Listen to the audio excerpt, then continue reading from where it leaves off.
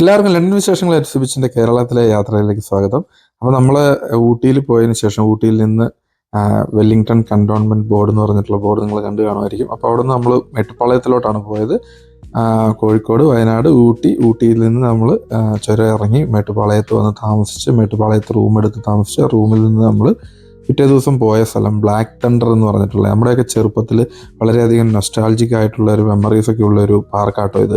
കാരണം മറ്റൊന്നുമല്ല, നമ്മൾ ബ്ലാക്ക് തണ്ടർ ഫാൻറ്റസി പാർക്ക് പാലക്കാട്ടും ബ്ലാക്ക് തണ്ടർ മേട്ടുപ്പാളയത്തും ഈ രണ്ട് സ്ഥലങ്ങളിലേക്കായിരിക്കും ഒരുപക്ഷെ സ്കൂളുകളിൽ നിന്ന് ഒരു 8, 9, 10 +1, +2 ഒക്കെ എപ്പോഴേക്കും ബാംഗ്ലൂർ പോലെയുള്ള സ്ഥലത്തേക്കായി വിനോദയാത്ര പോകാറ് സ്കൂളിൽ നിന്ന്.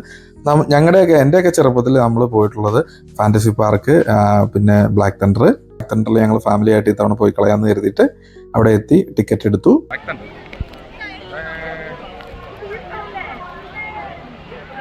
നമ്മുടെ കുട്ടിക്കാലത്തെ ഓർമ്മപ്പെടുത്തുന്ന രീതിയിൽ അവിടെയും ഏതോ ഒരു സ്കൂളിൽ നിന്ന്, തമിഴ്നാട്ടിൽ തന്നെയുള്ള ഒരു സ്കൂളാണ്, അവരോട് സ്കൂളിലെ യൂണിഫോമൊക്കെ ഇട്ട് നിൽക്കാനായിട്ട് ടീച്ചർമാർ പറയണേക്കാം. നമ്മളും അങ്ങനെയൊക്കെയാണല്ലോ പോയിട്ടുണ്ടായിരുന്നത് പണ്ട്.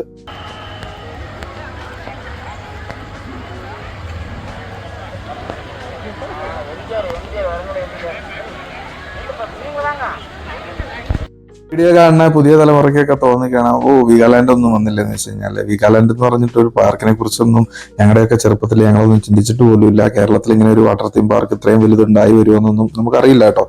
പിന്നീടാണ് നമ്മുടെ കൊച്ചൗസേപ്പ് ചിറ്റിലപ്പള്ളി വണ്ടർല എന്ന് പറഞ്ഞിട്ട് ഒരു പാർക്ക് ബാംഗ്ലൂർ തുടങ്ങുകയും ബാംഗ്ലൂരിന് ശേഷം ഇവിടെ തുടങ്ങും, നമ്മുടെ കൊച്ചിയിൽ പട്ടണത്തൊക്കെ കൊണ്ടുവന്നിട്ട് തുടങ്ങുകയൊക്കെ ചെയ്തു കേട്ടോ.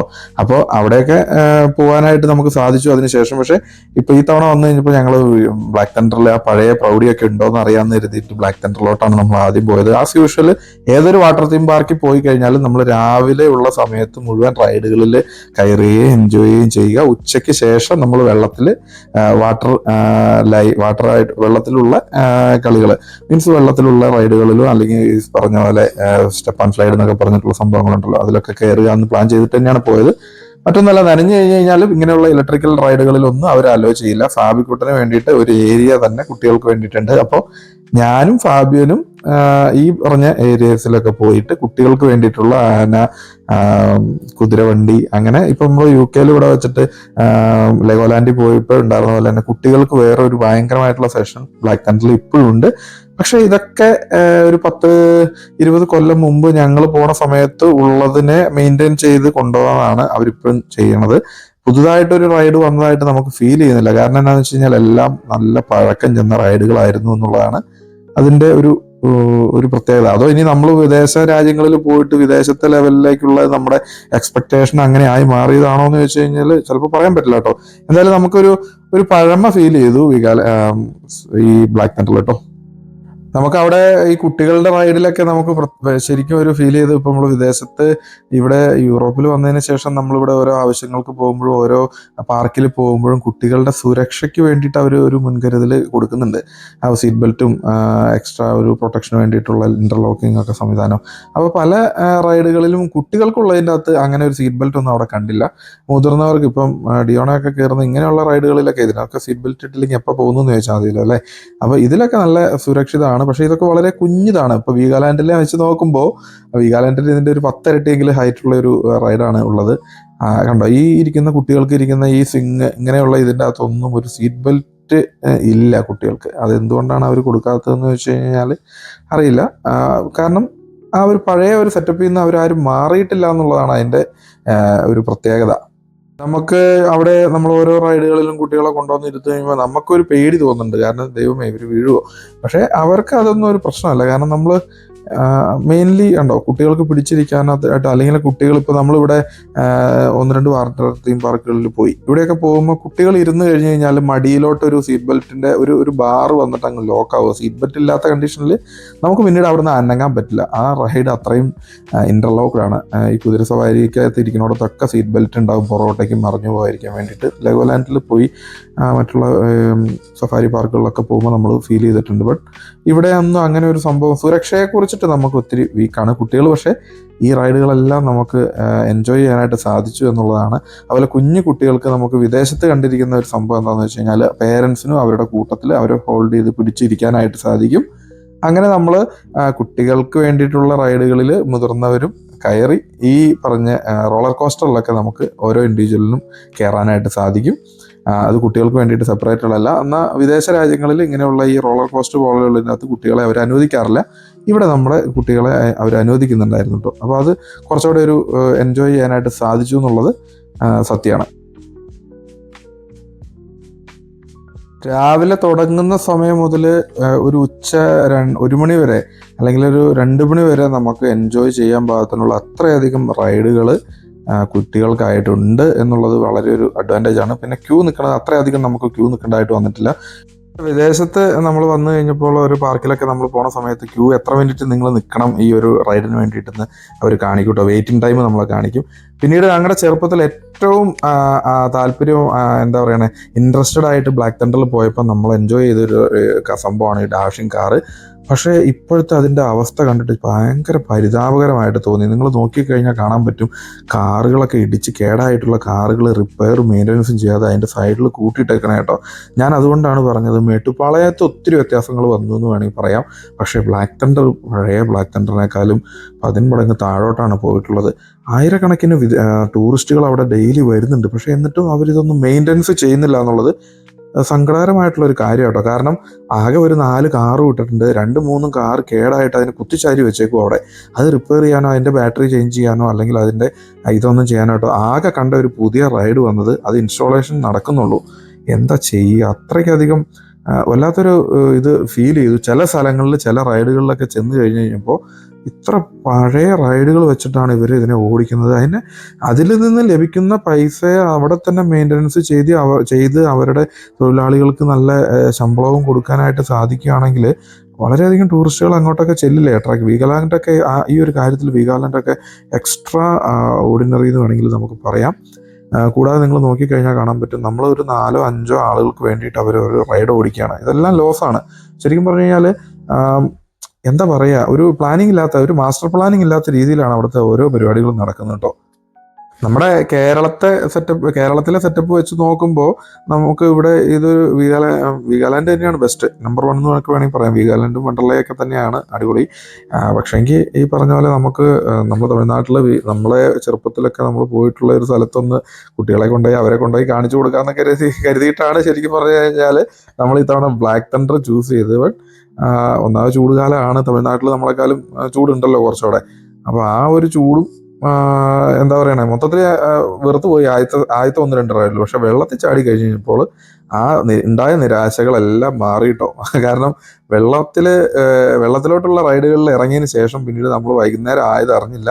ലഞ്ച് നമുക്ക് അവിടെ നിന്ന് കിട്ടി. അത്യാവശ്യം നല്ല പൊറോട്ടയും മുട്ടക്കറിയും ഒക്കെ ആയിട്ട് നമ്മുടെ തനി നാടൻ സ്റ്റൈലിൽ മുട്ടക്കറിയും ഓംലെറ്റും അതൊക്കെ നല്ല സെറ്റപ്പാണ്. കാരണം ബൊഫേ പോലെ നമ്മൾ ചെല്ലുന്നു, പൈസ കൊടുക്കുന്നു, ടാപ്പ് ചെയ്യുന്നു, കാശ് ഓൺലൈനിൽ പേ ചെയ്യാനായിട്ട് സാധിച്ചു.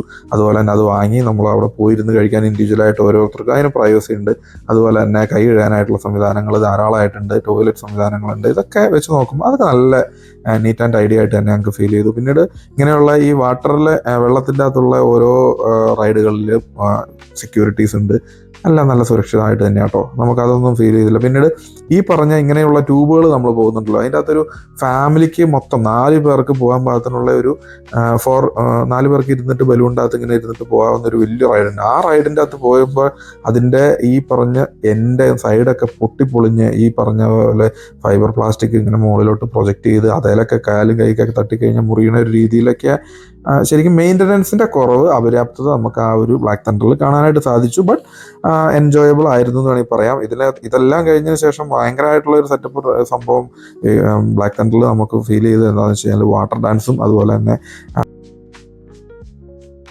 നമ്മൾ നാട്ടിലെ ഇതുപോലെയുള്ള വാട്ടർ തീം പാർക്കുകളിൽ പോകുമ്പോൾ നമുക്കിടെ സുരക്ഷിതമായിട്ടുള്ള കാര്യത്തിനായിട്ടുള്ള മുൻഗണന പല സ്ഥലത്തും അവർ എടുക്കുന്നില്ല. കാരണം നമ്മളിവിടുന്ന് അങ്ങ് വിടുന്നു, മുകളിൽ നിന്ന് താഴേക്ക് പോകുന്നു, താഴെ എത്തിയതിന് ശേഷം അവിടെ നിന്ന് ഒരു വിസിലടി കേട്ട് കഴിയുമ്പോൾ അടുത്ത ആളെ വിടുകയാണ്. അടുത്ത ആൾ ചിലപ്പോൾ വെള്ളത്തിൽ നിന്ന് കയറണം എന്നൊക്കെ അവർ പറയുന്നുണ്ട്. പക്ഷേ പലരും കയറാറില്ല. അപ്പോൾ അതിൻ്റേതായിട്ടുള്ളൊരു സുരക്ഷിതമില്ലായ്മ നമുക്ക് ഫീൽ ചെയ്തു. ബട്ട് എന്തായാലും നമുക്ക് ഈ പറഞ്ഞ പോലെ അതുപോലെ തന്നെ ചൂട്, വേനൽക്കാലം ആയതുകൊണ്ട് ഭയങ്കര ചൂടായിരുന്നു. നമ്മൾ ഓരോ സ്ഥലത്ത് ചെല്ലുമ്പോൾ നമുക്ക് ചെരുപ്പ് അവിടെ ഊരിയിടണം. അത് കഴിഞ്ഞ് പിന്നെ ചെരുപ്പ് എടുക്കാനായിട്ട് നമുക്ക് പോകണം. അതുപോലെ തന്നെ ഈ ട്യൂബുകൾ, ഇപ്പോൾ വീഗാലാൻഡിലൊക്കെ ആണെങ്കിൽ ട്യൂബ് നമുക്ക് ചുവന്ന് മുകളിലേക്ക് കൊണ്ടുപോകണ്ട, റോപ്പിലേക്ക് കൊളുത്തിയിട്ട് കഴിഞ്ഞാൽ ആ റോപ്പ് മുകളിലേക്ക് എത്തിക്കും അത്. പക്ഷേ ഇവിടെ അതൊന്നുമില്ല. അതൊക്കെ ആ പഴയ ഒരു പഴഞ്ചൻ രീതിയിൽ തന്നെ അവരിപ്പോഴും മെയിൻറ്റെയിൻ ചെയ്യണത്. അതൊക്കെ ശരിക്കും പറഞ്ഞു കഴിഞ്ഞാൽ അതൊക്കെ മാറണ്ടേ. ഒരു റോപ്പ് വേയൊക്കെ റോപ്പിൽ നമ്മുടെ ഈ ട്യൂബുകളിലെ അങ്ങ് കൊളുത്തിയിട്ട് കഴിഞ്ഞ് കഴിഞ്ഞാൽ അത് മുകളിൽ ചെല്ലണം. മുകളിൽ ചെന്ന് കഴിയുമ്പോൾ നമുക്ക് അത്രയും ഈ വെയിറ്റ് ചുമന്നുകൊണ്ട് മുകളിലേക്ക് നടക്കാന്ന് പറഞ്ഞാൽ ചില്ലറ കാര്യമൊന്നുമല്ല. ഒരു 2, 3, 4, 5 നിലയുടെ പൊക്കത്തിലേക്കല്ലേ മുകളിൽ കയറണേ. ഏറ്റവും അടിപൊളിയായിട്ട് പിള്ളേരും എല്ലാവരും ആസ്വദിച്ച ഒരു സംഭവം കേട്ടോ ഈ കാണുന്ന വാട്ടർ ഫൗണ്ടൈൻ. ഓരോ 1 മണിക്കൂർ കൂടുമ്പോഴും ഇതുപോലെയുള്ള വാട്ടർ ഫൗണ്ടൈൻ സ്റ്റാർട്ട് ചെയ്യും. 1 മണിക്കൂർ കൂടുമ്പോഴാണ്, 2 മണിക്കൂർ കൂടുമ്പോഴാണ്. എന്തായാലും ഞങ്ങൾ ഉച്ച കഴിഞ്ഞിട്ട് ഊണിന് ശേഷം 2 തവണ ഇങ്ങനെയുള്ള വാട്ടർ ഫൗണ്ടൈനിൽ നമ്മൾ പോയി ആസ്വദിക്കാനായിട്ട് സാധിച്ചു. അത് കൃത്യസമയമാകുമ്പോൾ ആ പാർക്കിലുള്ള എല്ലാവരും ആ ഒരു ഏരിയയിലേക്ക് വരും. ഇതുപോലെ ഫൗണ്ടൈൻ്റെ അകത്ത് കുളിച്ച് നീന്തി, താഴത്ത് ഒരു ചെറിയൊരു കുളം പോലെ ഉണ്ട്, അതിൻ്റെ അകത്ത് കുളിച്ച് നീന്തി അടിപൊളിയായിട്ട് എൻജോയ് ചെയ്ത്. അപ്പോൾ നിങ്ങൾക്ക് തോന്നാൻ പറ്റും ഈ മഴയത്ത് നമ്മുടെ മൊബൈൽ പിടിക്കുമ്പോൾ മൊബൈലൊക്കെ നനഞ്ഞു പോകില്ല എന്നുള്ള കാര്യം. അപ്പോൾ ഈ ബ്ലാക്ക് തണ്ടറിൽ നമ്മൾ കയറുന്നതിന് പുറത്ത് വന്ന സമയത്ത് തന്നെ നമുക്ക് അവിടെ ഒരു എന്താ പറയുക, ഒരു ഷോപ്പിൽ നിന്ന് ഇങ്ങനെ മൊബൈൽ പൗച്ച് കിട്ടും, മേടിക്കാൻ കിട്ടിയിട്ടോ. അവർ പറഞ്ഞു വാട്ടറിൻ്റെ അകത്ത് നമുക്ക് പോകുമ്പോൾ എന്തായാലും ഇത് പറഞ്ഞു 100 രൂപയ്ക്ക് നമുക്കത് ഭയങ്കര അടിപൊളിയാണ്. ആ യൂസ്ഫുൾ ആയിട്ട് മാറി. അതുകൊണ്ടാണ് ഇത്രയൊക്കെ വീഡിയോ ഒക്കെ എടുക്കാനായിട്ട് സാധിച്ചത്. പിന്നീട് ഒരു സംഭവം നടന്നതെന്ന് വെച്ചാൽ വാട്ടർ ഡാൻസ്. ഈ നല്ല മ്യൂസിക് ഇട്ട് കൊടുത്തിട്ട് ഫാബിയൻ കുറേ തമിഴന്മാരുടെ കൂട്ടത്തിൽ അടിപൊളിയായിട്ട് ഡാൻസ് കളിച്ചു കേട്ടോ. അവർ പുള്ളിക്കാരനെ അങ്ങനെ ശരിക്കും പുള്ളിനെ അങ്ങോട്ട് ആസ്വദിച്ചു എന്ന് വേണമെങ്കിൽ പറയാം. അവനും എൻജോയ് ചെയ്തു, അവരും എൻജോയ് ചെയ്തു. അങ്ങനെ ഇതാണ് അവിടുത്തെ ഏറ്റവും ലോങ്ങസ്റ്റ് ആയിട്ടുള്ള റൈഡ്. അതിനുശേഷം നമ്മുടെ എന്തുട്ടാന്ന് പറയുക, തിരമാല വേവ്സ് വീഗാലാൻഡിലും അതുപോലെ തന്നെയുള്ള ഏത് വാട്ടർ തീം പാർക്കിൽ പോയാലും ചെറുപ്പത്തിലൊക്കെ ഈ ബ്ലാക്ക് തണ്ടറിൽ ഈ വേവ്സ് 4 മണിക്ക്, ആ 4 മണിക്കുള്ള വേവ്സിന് വേണ്ടിയിട്ട് ഞങ്ങൾ കാത്തു നിൽക്കുമായിരുന്നു. എന്ത് അടിപൊളിയായിരുന്നു അറിയോ. ഇപ്പോൾ നമ്മൾ കുറച്ചുകൂടെ വലുതായി, പിന്നെ കുട്ടികൾ കൂടെ ഉള്ളതുകൊണ്ട് നമുക്ക് അവരുടെ സുരക്ഷിതത്വത്തെക്കുറിച്ച് ബോധറായതുകൊണ്ട് എന്താ പറയുക, എപ്പോഴും ടെൻഷനാണ്. കൊച്ചുങ്ങൾക്ക് വല്ലതും പറ്റുമോ എന്നൊരു ടെൻഷൻ ഉള്ളതുകൊണ്ട് നമ്മൾ പല റൈഡുകളിലും നമ്മൾ കാഴ്ചക്കാരനായിട്ട് മാറേണ്ടതായിട്ട് വന്നു. പിന്നെ അവരെ അങ്ങ് വിട്ടതിന് ശേഷം നമ്മൾ അവരുടെ പുറകത്തിൽ താഴോട്ട് പോകും. ചെറിയവനുള്ളത് കൊണ്ട് അവർക്ക് ബേബി പൂൾ എന്ന് പറഞ്ഞിട്ടൊരു പൂൾ ഉണ്ടായിരുന്നു. അപ്പോൾ അതിൻ്റെ അകത്ത് അവരും വൈഫും കൊച്ചും കൂടിയിട്ട് അവിടെ കുറേ നേരം പോയി. ഒരു ഷിഫ്റ്റ് സമ്പ്രദായത്തിലാണ് ഞങ്ങൾ ശരിക്കും പറഞ്ഞു കഴിഞ്ഞാൽ എൻജോയ് ചെയ്തത്. അല്ലാതെ എല്ലാവർക്കും കൊച്ചിനെ കൊണ്ട് നമുക്ക് എല്ലാ റൈഡിലും പോകാൻ പറ്റില്ല. ഞാൻ ആദ്യം പറഞ്ഞ പോലെ തന്നെ നമ്മൾ ഈ ഒരു മല നടന്ന് കയറുമ്പോൾ ഈ ഒരു ബലൂണുകളും നമ്മൾ പിടിച്ചത് ആ കാണുന്നതാണ് ഇവിടുത്തെ ജയ്ജാൻറ്റിക് ഫാമിലി റൺ എന്ന് വേണമെങ്കിൽ പറയാം. അപ്പോൾ ഈ പറഞ്ഞ റൈഡുകളെല്ലാം ഇങ്ങനെ സിക്സാക് മോഡലുകളിലൊക്കെ ചെയ്തിട്ട് 4 പേരെ ഒറ്റയ്ക്ക് ഇരുത്തിയിട്ട് ഒരുമിച്ച് അങ്ങ് ഇരുത്തിയിട്ട് അങ്ങ് വിടും. ഈ ബലൂൺ ചുവന്ന് മോളിൽ കയറ്റുക എന്ന് പറയുന്നത് ഈ വെയിലത്ത് ഭയങ്കര ഒരു സ്ട്രഗ്ലിംഗ് ആയിട്ടുള്ളൊരു സംഭവമായി മാറി. പിന്നീട് ഞാൻ 2 എൻ്റെ കയ്യിൽ 2 പിടിച്ചിട്ട് പിള്ളേർക്ക് വേണ്ടിയിട്ടുള്ളത് നമ്മൾ കൊണ്ടുപോയി മോളിൽ കൊണ്ടുവന്ന് കൊടുക്കുക ചെയ്തത്. എന്നാലും ഈ പറഞ്ഞ പോലെ കുഴപ്പമില്ല, നോട്ട് ബാഡ്. ഇതൊക്കെ ഇവർക്ക് കാലാനുസൃതമായിട്ട് ഇവർക്ക് അപ്ഡേറ്റ് ചെയ്യാവുന്നുള്ളൂ. വീഗാലാൻഡിലൊക്കെ എന്ന് പറഞ്ഞു കഴിഞ്ഞാൽ ഒരു ഹുക്കിൻ്റെ അകത്ത് അങ്ങ് കൊളുത്തി വിട്ട് കഴിഞ്ഞാൽ മുകളിലെത്തും. ഈ ഹുക്ക് പതുക്കനെ സ്ലോയിലാണ് മുകളിലോട്ട് എത്തുള്ളൂ. എന്നാൽ പോലും നമുക്ക് ആവശ്യത്തിലധികം ബലൂണുകൾ മുകളിൽ കിട്ടും. 5 വയസ്സ് താഴെ ആയതുകൊണ്ട് പല റൈഡുകളിലും ഫാബിയൻ വരാൻ പറ്റിയില്ല. അവർ പക്ഷേ ബേബി പൂളിൽ അവൻ്റേതായിട്ടുള്ള ആ ഒരു ഹൈറ്റിൽ ഈ ഒരു ഏരിയ ആണ് ബേബി പൂൾ എന്ന് പറഞ്ഞിട്ട് അവർക്ക് വേണ്ടിയിട്ടായിട്ട് പ്രത്യേകം മ്യൂസിക് ഫൗണ്ടൈനും വാട്ടർ ഫൗണ്ടൈനും അതുപോലെ തന്നെ ഈ സ്റ്റെപ്പ് ആൻഡ് സ്ലൈഡും അങ്ങനെയൊക്കെയുള്ള സംഭവം ഉണ്ട് കേട്ടോ. അതേ വന്നാണ്ട് കഴിഞ്ഞ് കഴിഞ്ഞാൽ ശരിക്കും പറഞ്ഞു കഴിഞ്ഞാൽ പുള്ളി ശരിക്കും എൻജോയ് ചെയ്തതാണ് എല്ലാ റൈഡുകളും. വെള്ളത്തിലായതുകൊണ്ട് മക്കൾക്ക് എത്ര നേരം വെള്ളത്തിൽ കളിച്ചിട്ടും മടുക്കുന്നുണ്ടായിരുന്നില്ല.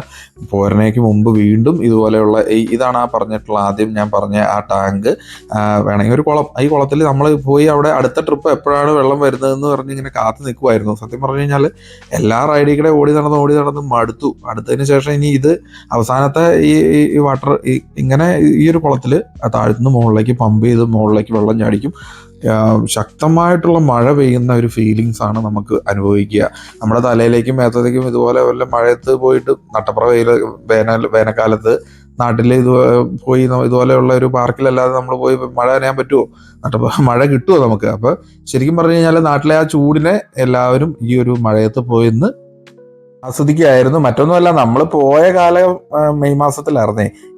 മാർച്ച് ഏപ്രിൽ മെയ് എന്ന് പറഞ്ഞാൽ നല്ല ചൂടുള്ള സമയമാണല്ലോ നമ്മുടെ നാട്ടിൽ.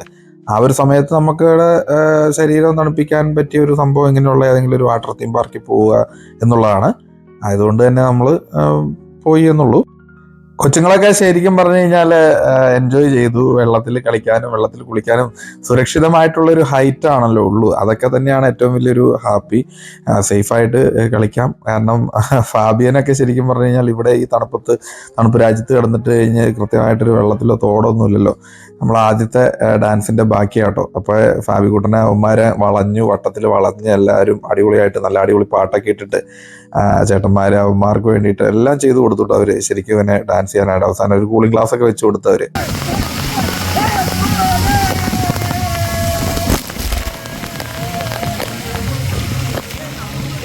പാട്ടും ഡാൻസൊക്കെ കഴിഞ്ഞ് കഴിഞ്ഞിട്ട് അവര് പറയുമായിരുന്നു പാപ്പ റബ്ബ ക്യൂട്ടായിരുന്നു. ഈ പാപ്പ എന്ന് പറഞ്ഞു കഴിഞ്ഞാൽ അവർ കുഞ്ഞു കൊച്ചുങ്ങൾ അവര് സ്നേഹത്തോടു കൂടി വിളിക്കുന്നുണ്ട് പാപ്പ. അപ്പോൾ ചിലർക്കൊക്കെ പുള്ളിക്കാരനെ കൗളിൽ പിടിച്ചിട്ടൊക്കെ നിൽക്കണം. ശരിക്കും ഫാബിയൻ ഒരു സ്റ്റാറായിട്ട് മാറി. കുറെ നേരത്തേക്ക് അവരുടെ കൂട്ടത്തിൽ അവൻ ശരിക്കും എൻജോയ് ചെയ്തു. അവനും എൻജോയ് ചെയ്തു. പുള്ളിക്കാരൻ കിടന്ന് ഓടുമായിരുന്നു. അവന്റെ പുറകെ നമുക്ക് മൊബൈലും പിടിക്കണം, വീഡിയോ എടുക്കണം, പിന്നെ ഇവൻ വീഴാതെ നോക്കണം. എൽദക്കൂട്ടനാണ് അതിനൊക്കെ സഹായിച്ചു കേട്ടോ. ശരിക്കും പറഞ്ഞു കഴിഞ്ഞാൽ ഒരു സമയത്ത് പുള്ളിക്കാരൻ അവന്റെ കൂടെ തന്നെ നിന്ന് ഹെൽപ്പ് ചെയ്യുമായിരുന്നു. സെക്കൻഡ് ട്രിപ്പ് വീണ്ടും വേവ്സ് തുടങ്ങുന്ന സമയമായി കഴിഞ്ഞപ്പോൾ ഞങ്ങൾ വീണ്ടും തിരമാലകളുള്ള സ്ഥലത്തെത്തി. ഈ തവണ ശരിക്കും പറഞ്ഞു കഴിഞ്ഞാൽ കുറച്ചുകൂടെ വേവ്സിന്റെ എൻഡിലോട്ട് കൊച്ചിനെ കൊണ്ട് ഞാൻ പോയി അവൻ്റെ തോളത്ത് കയറ്റി വെച്ചിട്ട് മാക്സിമം പോവാവുന്ന രീതിയിൽ. ശരിക്കും തിരമാലയൊക്കെ വരുമ്പോൾ പുള്ളി എന്താ ചെയ്യേണ്ടതെന്ന് നമ്മൾ പറഞ്ഞു കൊടുക്കുമല്ലോ. നമ്മൾ തിരമാല വരുമ്പോൾ ഇങ്ങനെ അതിലൊക്കെ എടുത്തിയാടാൻ വേണ്ടിയിട്ട് പറയില്ലോ. 2-3 തവണ പുള്ളി വെള്ളം കുടിച്ചു. എന്നാലും പുള്ളിക്കാരൻ്റെതായിട്ടുള്ള ആ ഒരു കൊച്ചുങ്ങളല്ലേ അവരെ നമ്മൾ പറഞ്ഞു കൊടുത്ത കാര്യങ്ങൾ ഇംപ്ലിമെന്റ് ചെയ്യും. പക്ഷേ എങ്കിൽ അത് ശരിയാവില്ല. പറഞ്ഞാടി വീഴും, വെള്ളം കുടിക്കും. കുറച്ചു നേരം കഴിയുമ്പോൾ എന്തായാലും ഈ ഒരു ട്രിപ്പൊക്കെ പോയതുകൊണ്ട് ആ ഒരു വാട്ടർ തീം പാർക്കിനെ ഇവർക്ക് എക്സ്പ്ലോർ ചെയ്യാനായിട്ട് സാധിച്ചു. നല്ല അടിപൊളിയായിരുന്നു കേട്ടോ ഒരു ദിവസം black thunder.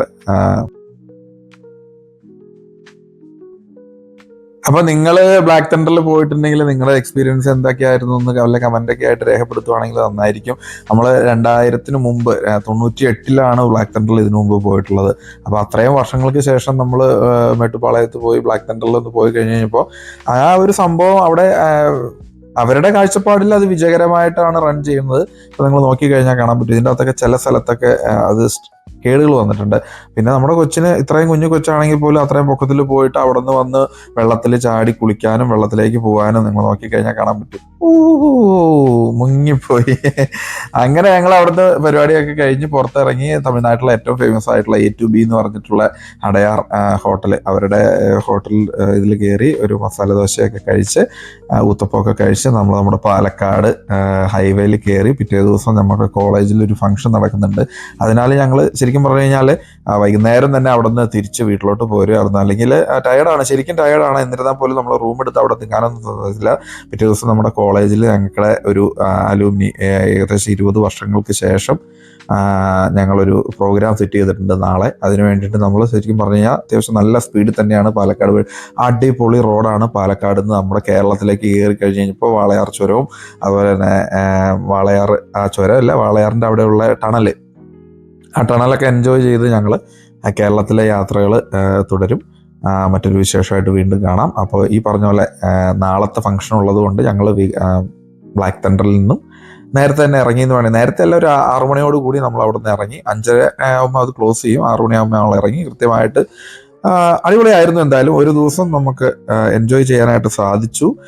Mettupalayam black തണ്ടറിൽ, Mettupalayam ഭാഗത്തൊക്കെ വലിയ വ്യത്യാസങ്ങൾ വന്നിട്ടുണ്ടെങ്കിലും ബ്ലാക്ക് തണ്ടർ എന്ന് പറഞ്ഞ പാർക്കിൽ പുതുതായിട്ട് വലിയ വ്യത്യാസങ്ങൾ വന്നില്ല. പിന്നെ പ്രായക്കൂടുതലുള്ളത് കൊണ്ട് നമുക്ക് ആ ഒരു എന്താ പറയണത്, കുഞ്ഞു കൊച്ചുങ്ങളെ എൻജോയ് ചെയ്യുന്ന രീതിയിലേക്ക് നമുക്ക് പ്രായമായി തുടങ്ങിയാണല്ലോ. അതാണൊരു എന്തായാലും ലണ്ടൻ വിശേഷങ്ങളിലെ കേരളത്തിലെ യാത്രകൾ ഇനിയും തുടരും. അപ്പോൾ ഞങ്ങൾ ഇപ്പോൾ ഈ ഒരു ട്രിപ്പ് സ്റ്റോപ്പ് ചെയ്തതെന്ന് വെച്ച് കഴിഞ്ഞാൽ കോഴിക്കോട്, വയനാട്, ഊട്ടി, മേട്ടുപ്പാളയം, പാലക്കാട് വഴി ഞങ്ങൾ തിരിച്ചിന്ന് വീട്ടിലേക്ക് തൊടുപുഴയ്ക്ക് പോവുകയാണ്. കോതമംഗലം പോയി പിറ്റേ ദിവസം നാളെ രാവിലെ ഞങ്ങൾ തൊടുപുഴയ്ക്ക് പോകും. പിന്നീട് അവിടെ നിന്ന് നമ്മൾ തെക്കോട്ടാണ് പോകാനായിട്ട് പ്ലാൻ ചെയ്തിരിക്കുന്നത്. തിരുവനന്തപുരം, കന്യാകുമാരി, അങ്ങനെ ആലപ്പുഴ, കൊല്ലം, അങ്ങനെ ആ ഒരു ട്രിപ്പാണ് സെക്കൻഡ് ട്രിപ്പ്. അപ്പോൾ ആ ഒരു ട്രിപ്പിലോട്ട് ഉള്ള വിശേഷങ്ങളും വിവരങ്ങളുമായിട്ട് വീണ്ടും കാണാം. അതുവരെ എല്ലാവരോടും ബൈ ബൈ. അപ്പോൾ നമ്മുടെ ലണ്ടൻ വിശേഷങ്ങളിലെ ഈ യാത്ര ഇവിടെ തീരുകയാണ്. മറ്റൊരു വിശേഷമായിട്ട് വീണ്ടും കാണാം. അതുവരെ എല്ലാവരോടും ബൈ ബൈ. ഒരു കാര്യം പറയാനായിട്ട് മറന്നു. നമുക്ക് വിദേശ രാജ്യങ്ങളിൽ നമ്മൾ ഇതുപോലെ ഡ്രൈവ് ചെയ്യുന്ന സമയത്ത് നമുക്ക് ടോൾ പ്ലാസകളിൽ ഇതുപോലെ ക്യൂ നിന്ന് കടന്നു പോകേണ്ട ആവശ്യമില്ല. ഇപ്പൊ നമുക്ക് ഫാസ്ടാഗ് ഉള്ള സ്ഥലത്താണെങ്കിൽ നമുക്ക് കൂളായിട്ട് കടന്നു പോകാം. പക്ഷെ അവിടെ എങ്ങനെയാണെന്ന് വെച്ച് കഴിഞ്ഞാൽ നമ്മൾ യാത്ര ചെയ്ത്